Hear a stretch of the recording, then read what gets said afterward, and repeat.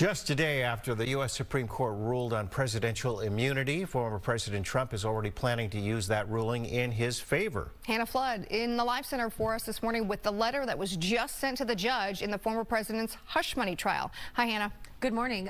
Late last night, former President Donald Trump's lawyers sent a letter to the judge in that case seeking permission to file a motion to set aside the guilty verdict from that hush money trial. They're trying to throw that verdict out. Trump's attorneys argue that the Supreme Court's decision confirmed their argument that prosecutors in this case used evidence they say constituted as official presidential acts. Now, that's important because according to the Supreme Court ruling, presidents have immunity from convictions for all acts committed while in an official presidential capacity.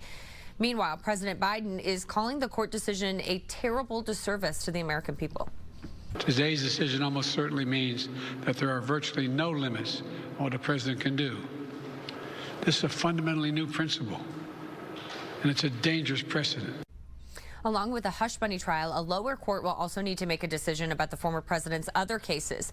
For example, in cases related to accusations of trying to overturn the 2020 election, judges will need to decide if Trump was acting in an official presidential capacity. If they find it was in an official capacity, this court ruling would say that he shouldn't be brought to court for those actions. No matter what the court decides, this will almost certainly delay the trial for those cases until after the election.